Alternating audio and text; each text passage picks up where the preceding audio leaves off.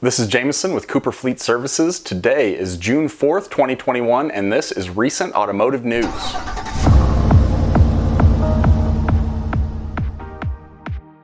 Traffic deaths in the United States jump up to 38,680 in 2020. This is the highest total since 2007, and it's up 7.2%. That's nearly 2,600 more than 2019. This also comes in a year where the total miles driven were down 13% because of the pandemic. The NHTSA claims that the largest factors were people driving impaired, speeding, and not wearing seatbelts. This is consistent with the drastic increase in alcohol and substance abuse in 2020. The NHTSA wrote an open letter to drivers in January stating, quote, "Fewer Americans drove, but those who did took more risks and had more fatal crashes. It's irresponsible and illegal to drive under the influence of drugs or alcohol, which not only puts your lives at risk, but the lives of others."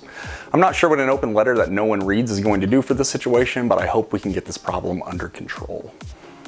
Ford Motor Company said Thursday that they could be looking at $1.3 billion in possible penalties from the U.S. Customs and Border Protection.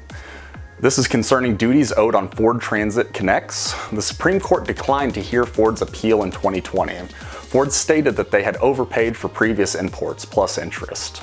They are still fighting this and said that anything paid out, quote, would be based on our level of culpability as determined by the courts.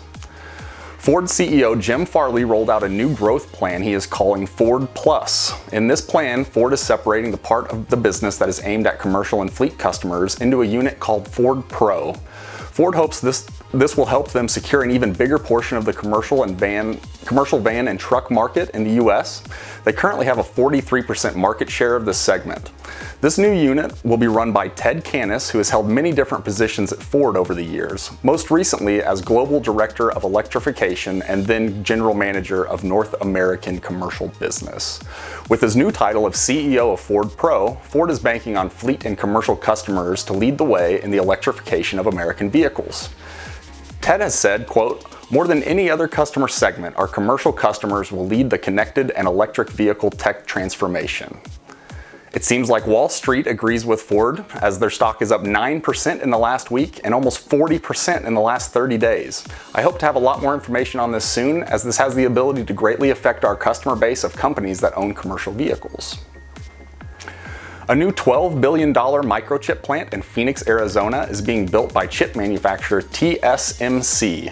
The city of Phoenix approved financial incentives to the tune of $200 million to develop roads and improve infrastructure around the site in November. TSMC's CEO, C.C. Wei, had a pre-recorded presentation on Tuesday for the company's annual tech symposium, stating the project is well underway. TSMC is the world's most advanced producer of chips and serves customers like Apple, Nvidia, and Qualcomm. GM stated that many vehicles previously put on hold from microchip shortages will be shipping to dealers in June and July. GM's Flint, Michigan plant has made plans to increase production by 1,000 vehicles per month in mid-July. Let's hope that this starts to turn things around, because as of Friday, GM has lost more than 272,000 vehicles from its North American production schedules.